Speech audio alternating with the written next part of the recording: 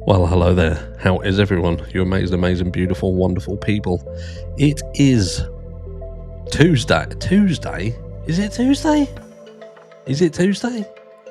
I literally thought it was Wednesday. Genuinely thought it was Wednesday. Anyway, it seems to be Tuesday, which is weird. I don't know. Anyway, I hope you are all well. I hope you're having a good week so far. That's thrown me for a loop. But anyway, you're looking absolutely amazing. I'm going to get straight into the meat and potatoes, and I'm warning you now, this could turn into somewhat of a rant. There may even be some bad language, which I know some of you hate. And for those people who hate it, all I can say, hand on heart, is tough fucking shit. Because we're getting into it. And what are we talking about in this video? We're talking about context, right? Now, this video was spurned on by this. And it was... I saw a post by Jules of All Trades where apparently Grey Pubes had done a live, which is this one here, the NUTBERGERs. The NUTBERGERs, which is basically 3 hours and 8 minutes of someone, I don't know, really he should be covering himself in peanut butter and jelly, possibly a bit of tuna on his head, and I don't know, touching himself to the sounds of Barry White while he has loads of people in it. Well, I say loads, not loads. Not for someone who's got nearly 200,000 subscribers. But that's by and by. Point being that he's kind of saying that the people who are questioning things around the Idaho 4 case are NUTBERGERs. And I'm going to get into context in a second, and that is with respect of what we see when people want us to believe, beyond a reasonable doubt, that Bryan Kohberger is the killer. We're going to get into that, and I'm going to show you and prove to you how media will call it, I don't know, lawfare. It's all part of lawfare. That's when law enforcement and prosecutors, etc., utilize media for their own personal gain. And in the Bryan Kohberger case, this was started by a gag order, which allowed things to be leaked. We know things were leaked. We don't know the authenticity of those leaks and how they were framed. Funny word using in this case, framed. But then they allowed media to then push that out to the public to form an opinion.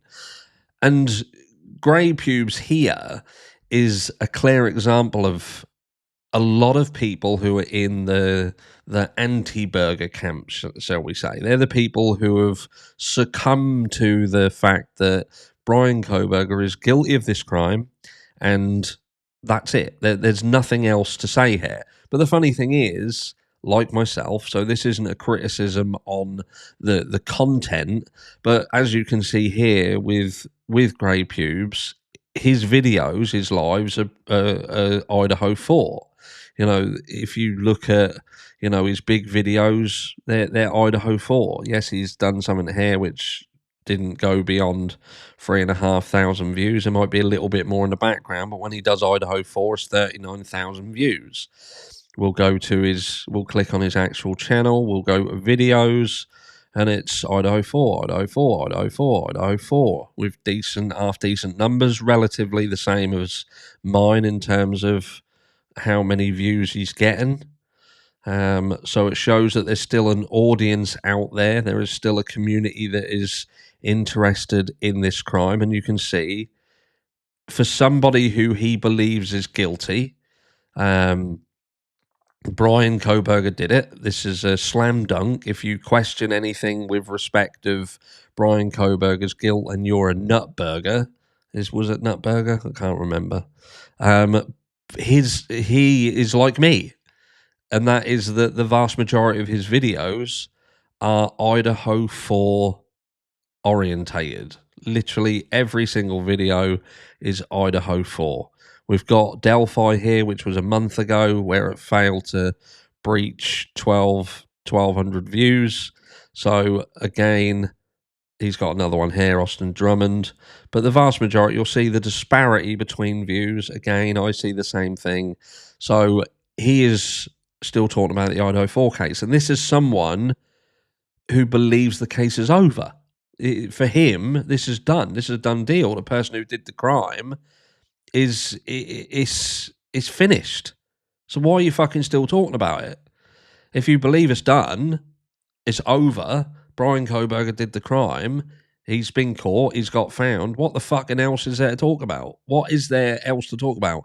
It's just about the criticisms of the people who are questioning things. The difference is the people on my side of the fence have the bollocks to understand that there are questions around it. There's questions around it. There's things that haven't been answered. Things that don't ring true. Things that raise a bushy eyebrow or two. But these people daren't address it. They daren't say anything.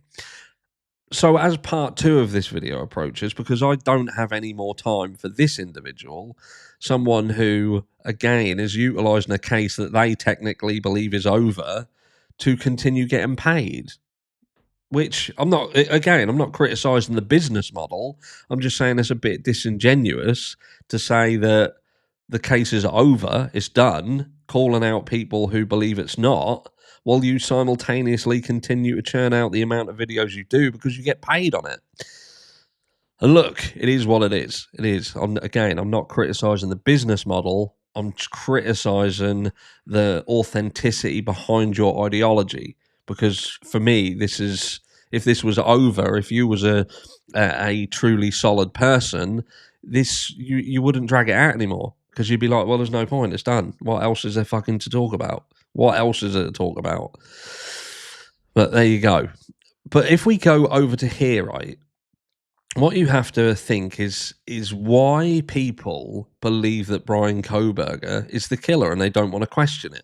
And it's because of how it's been framed. Again, I use that word.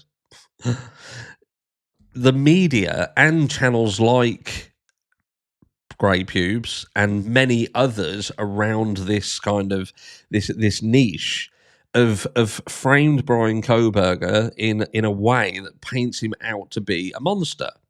Because there's a lack of real physical evidence that ties him to this crime, and don't fucking get me started on a car that could be any fucking white car that slightly resembles a white Hyundai Elantra.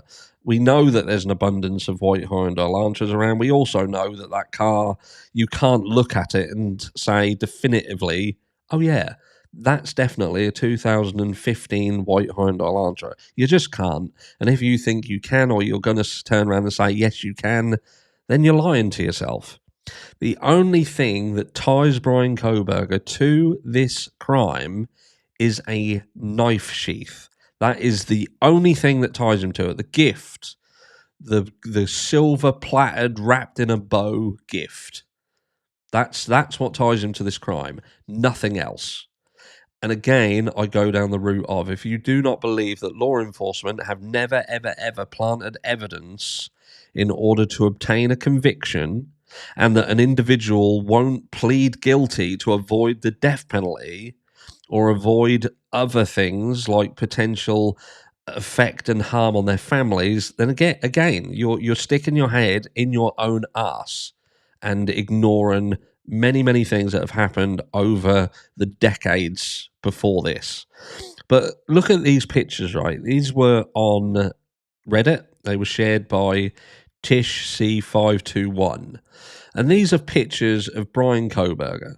And I want you to look at them closely, because we're going to just finish up on something in a second. I want you to just close your eyes before we carry on going through these and think about the pictures that you've been shown via the likes of NBC, Dateline, News Nation, all of these anti-Bryan Kohberger outlets, and how he has been depicted in these pictures. Bear in mind that they've flat out fucking told you that the pictures have been edited, they've been manipulated to enhance, they say. And what they mean by enhance is to enhance the narrative that they're pushing. So they'll crop in, they'll perhaps blur out WSU so it looks like it's a fucking plain black hoodie, and they'll darken around the face and tweak it to make it look more sinister. You know what I'm talking about. So let's look at these photographs, and then we'll just add a little bit of context into the true story. And again, what I will say before I do that is the difference between a channel like me and others like Jules and, Lana over at TNT, Jay Ombre. I'm not 100% sure on Jay Ombre's stance on what I'm going to say next, but maybe he'll answer that in his next video. But the difference is a Gilter channel, a Gilter individual, they have this ability to ignore everything.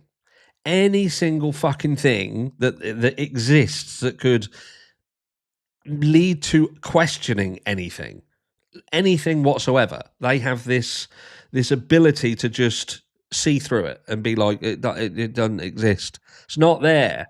It's not there. If I ignore it, if I shut my eyes and pretend it's not there, it goes away. Where again, I can't speak 100% on other people. I will turn around and say, I don't know whether Bryan Kohberger did it. I don't know. And that's the point here. For me, that's the point.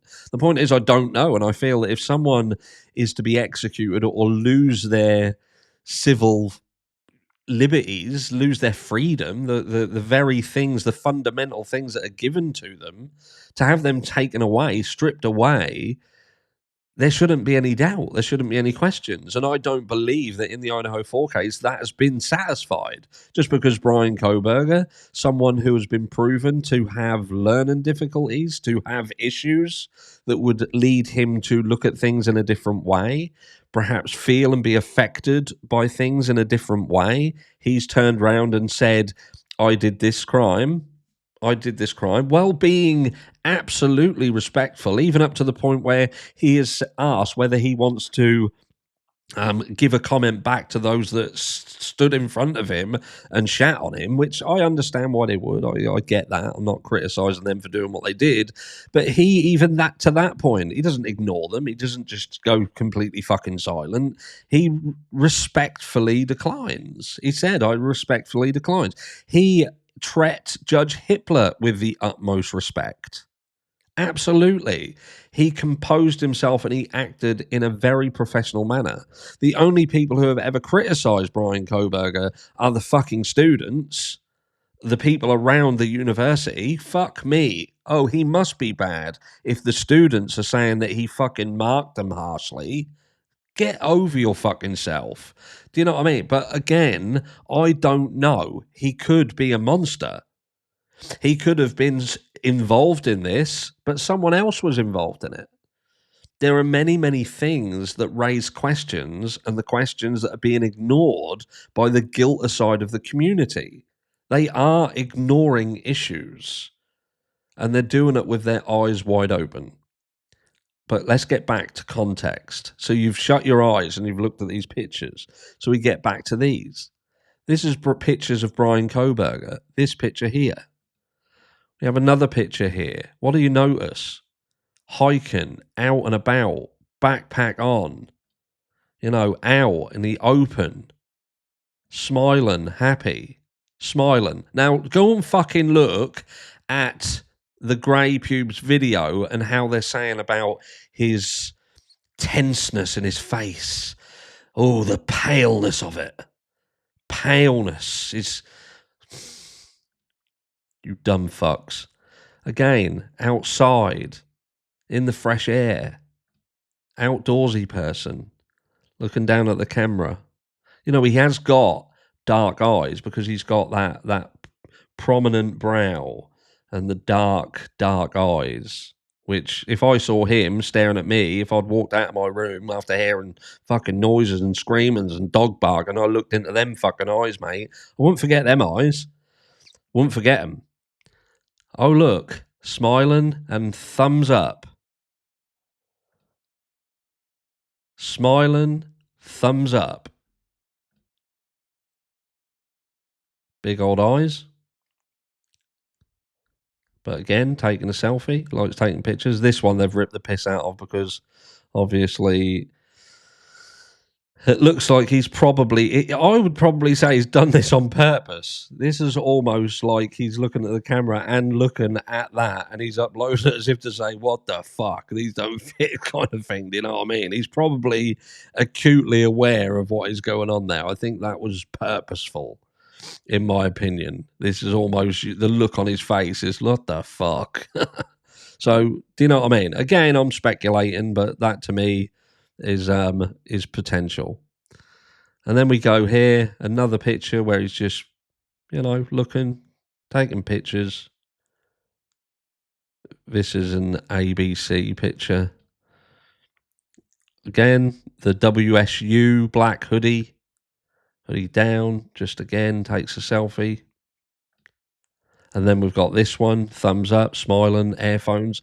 So this picture here, think about how this picture itself was framed, but now you put it in with a bunch of other pictures that are him smiling, with his headphones in, out, thumbs up.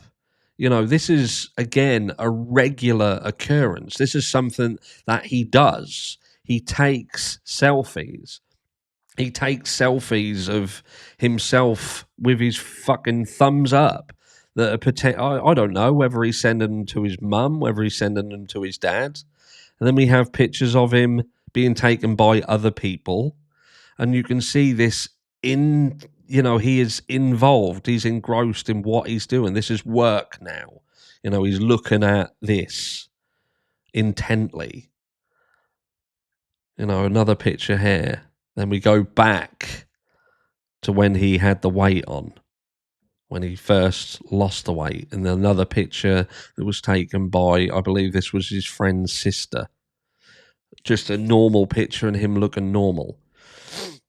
And I suppose what I'm trying to get at here is the reality is we've been shown an abundance of pictures, and that paired with a very macabre story, and it's affected people to the point where they then can't look beyond that. When the real story, the actual story, is this. Bryan Kohberger could have done this crime. Could have done it. History has told us there isn't a specific mold for a killer. But in order to believe that he did it, you have to ignore everything. You have to ignore an abundance of questions that keep being raised that have not been answered. And it doesn't appear that they will, which I'll get into that later on today in video 2. But in the grander scheme of things, you have a situation where, in reality, Bryan Kohberger, the pictures all look pretty much fucking normal. He looks like a normal individual. There is no connection between him and the victims. Nothing. No connection whatsoever. There is no social media messages. There's no link between him and the deceased. Nothing. Nothing that connects him to the house. Bill Thompson himself had stated that Bryan Kohberger, yes, had been caught on a fucking cellular tower. But it was a cellular tower that couldn't place him at the property. It could just place him in the area. And he could have been up on the fucking highway and he'd have been caught on the same fucking tower. So not at the house. There is nothing that places Bryan Kohberger at this property.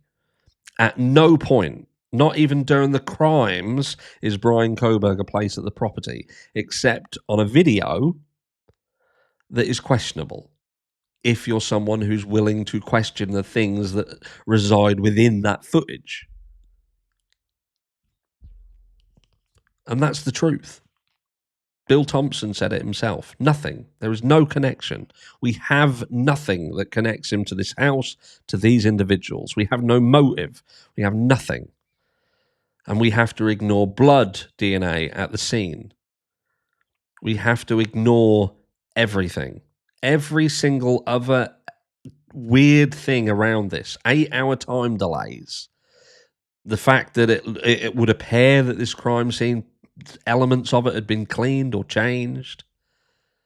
Again, 8-hour time delays in contact and 911, which leans heavily into what we've spoken about over the last few days. This Greek row omerta, this fucking mafioso-esque silence.